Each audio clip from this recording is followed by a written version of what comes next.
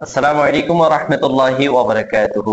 দূরে এবং কাছে দেশ এবং প্রবাসে যে যেখান থেকে আমাদেরকে দেখতে পাচ্ছেন সকলের আন্তরিক মোবারকবাদ জানিয়ে শুরু করছে আমাদের আজকের প্রশ্নোত্তর পর্ব অনুষ্ঠান।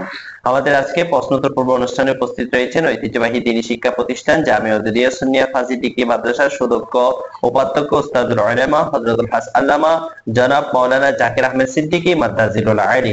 শেখ, আপনি কেমন আছেন?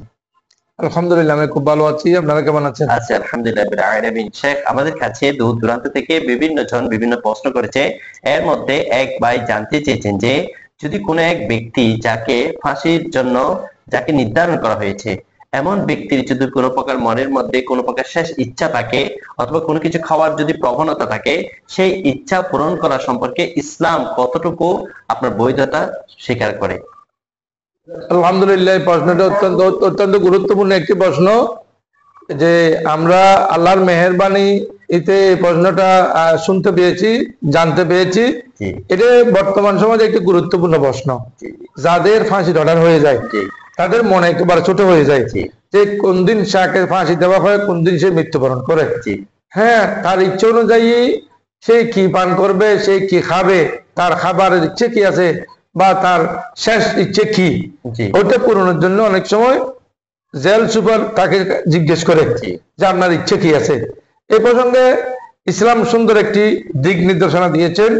হযরত আব্দুল্লাহ ইবনে আব্বাস রাদিয়াল্লাহু তাআলা বলেন, নবী সাল্লাল্লাহু আলাইহি ওয়াসাল্লাম আদা রাজুলান ফাকালা লাহু মা তাস্তাহি ফালা আস্তাহি খুবজা বুররিন।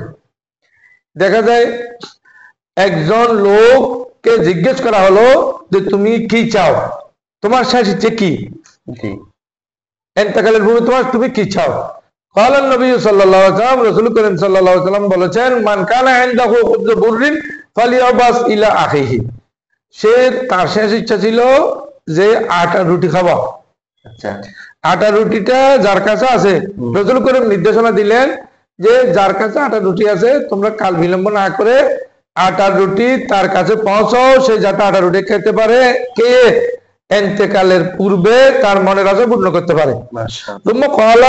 আল্লাহ রাসূল বলেন, নবী সাল্লাল্লাহু আলাইহি ওয়াসাল্লাম, আল্লাহ রাসূল বলেন, ইজা আস্তাহা মুরিদু আহাদিকুম শাইয়ান, যদি কোন রুগ্ন ব্যক্তি, মুমূর্ষু ব্যক্তি, সে ইন্তেকাল করবে, ডেড বডি হবে কয়েকদিনের মধ্যে, সে যদি কোন ধরনের সাহায্য খুঁজে চায়, তাহলে তার শেষ ইচ্ছা অনুযায়ী তাকে আল্লাহ রাসূল বলেছেন পালিয়ে তামহু, তাকে তার শেষ ইচ্ছা অনুযায়ী তাকে খাবার দেন। এটা ইবনে মাজাহ শরীফের হাদিস। আমাদের এমন যারা বিজ্ঞ ডাক্তার আছেন তারা বলে দেন আপনার বাবা বা আপনার আম্মা বা আপনার আত্মীয় স্বজন ওরা বাঁচবে না, যে এই ধরনের জটিল রোগ হয়েছে, ক্যান্সার রোগ হয়েছে, উদাহরণস্বরূপ, তাকে ঘরে নিয়ে যা খাইতে ইচ্ছে চায় তাকে খাবার দান করেন। এই ধরনের আমাদের অনেক অভিজ্ঞ ডাক্তাররা পরামর্শ দেন। এটা ইসলামও সমর্থন করে।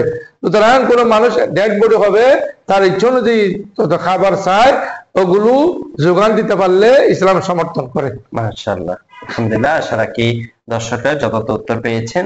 আজকের এই প্রশ্নোত্তর পর্ব আমরা এখানে শেষ করছি। আসসালামু আলাইকুম ওয়া রাহমাতুল্লাহি ওয়া বারাকাতুহু।